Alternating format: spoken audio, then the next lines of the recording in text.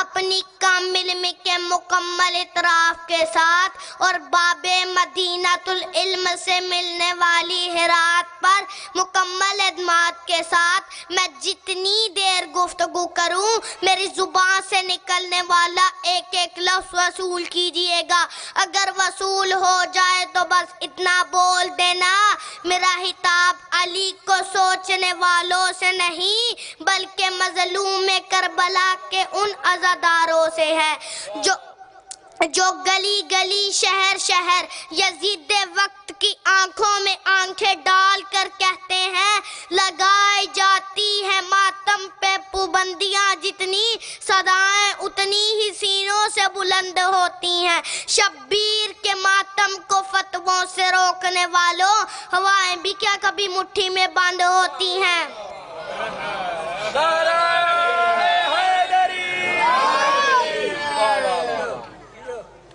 میں آپ کی خدمت میں قرآن مجید فرقان حمید کی آیت کو تلاوت کرنے کا شرف حاصل کیا جس میں خدا ارشاد فرما رہا ہے کل من علیہا فان ویبقی وجہ ربک ذو الجلال والاکرام.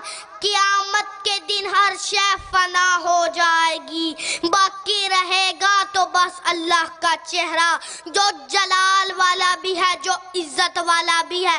آپ میں سے کون نہیں جانتا جس کا چہرہ ہو اس کے بازو بھی ہوتے ہیں اور جس کے بازو ہو اس کا بدن بھی ہوتا ہے اور جس کا بدن ہو وہ اللہ نہیں ہو سکتا.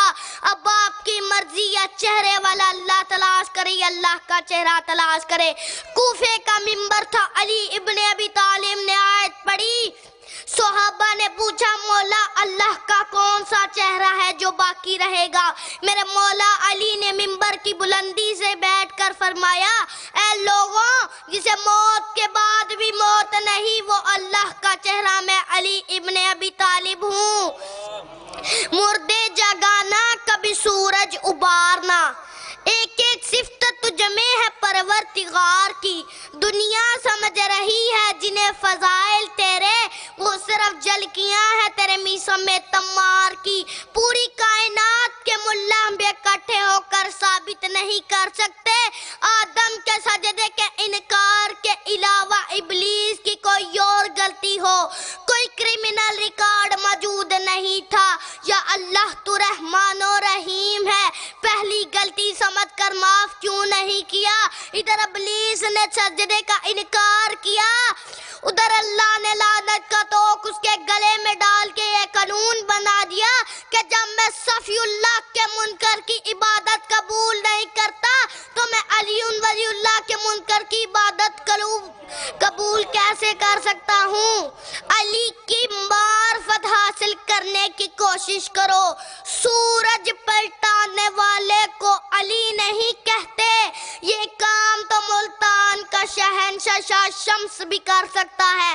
مولا صادق سے کسی بندے نے پوچھا مولا سنا ہے عیسیٰ پانیوں پہ بھی چلتا تھا. میرے مولا نے فرمایا معرفت تھوڑی تھی ورنہ ہواؤں پہ بھی چلتا. ٹی وی چینل پہ بیٹھ کے میرے مولا کے فضائل گٹانے والوں عیسیٰ مردے کو زندہ کر سکتا ہے زندہ کو مردہ نہیں کر سکتا. یاد کرو وہ وقت جب میرے مولا کے سامنے جھوٹا جنازہ لایا گیا علی نے تین بار حجت تمام کی علی نے 3 بار حجت تمام کی. میرے مولا نے فرمایا پڑھوں جنازہ.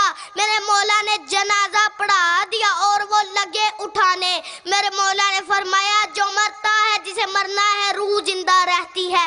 اسے علی نے مارا ہے قیامت کے دن سب اٹھیں گے یہ نہیں اٹھے گا. کوفے کا شہر ہے. میرے مولا علی میسم کی دکان پر تشریف فرما ہے. میرے مولا نے فرمایا میسم آج سے تیری کھجوروں کی دکان بند آج سے تیری حکمت کی دکان شروع. میسم نے حیران ہو کر کہا او مولا مجھے تو نبض دیکھنی بھی نہیں آتی. میرے مولا نے فرمایا میسم تجھے نبض دیکھنے کی کیا ضرورت تجھے علی ہرات دیتا ہے. تو جسے دیکھے گا تجھے پتا چل جائے گا کب مرنا ہے کہاں مرنا ہے کیسے مرنا ہے. میسم کھڑا ہے کوفے کے چوک پہ. ادھر سے حبیب ابن حبیب ابن مظاہر کو دیکھ کر میثم نے کہا حبیب 10 محرم 61 ہجری کربلا کا جنگل عشق حسین میں تو بھوکا پیاسا مارا جائے گا۔ ایک لمحہ نہیں لگایا حبیب نے کہا او میثم کوفے کا شہر ابن زیاد لعین کی حکومت عشق علی میں تو سولی پہ چڑھایا جائے گا۔ حبیب نے کہا او میثم تجھے کیسے پتا چلتا ہے؟ میثم نے کہا حبیب تجھے کیسے پتا چلتا ہے؟ میثم نے کہا میں نے 3 سال شاہ نجف کی نوکری کی تو میرے مولا نے مجھے ہرات دی۔ او میثم تو جسے دیکھے گا تجھے پتا چل جائے گا کب مرنا ہے، کہاں مرنا ہے، کیسے مرنا ہے۔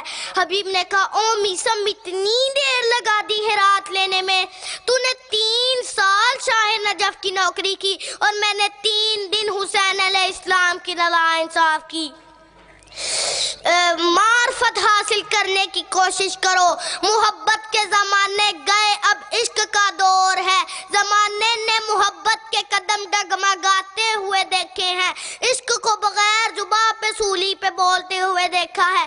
آدم سے لے کر عیسیٰ تک نبی آئے ہیں تاکہ لوگوں کو محمد سمجھ میں آئے، تو محمد نے 23 برس محنت کی تاکہ لوگوں کو ولایت علی سمجھ میں آئے۔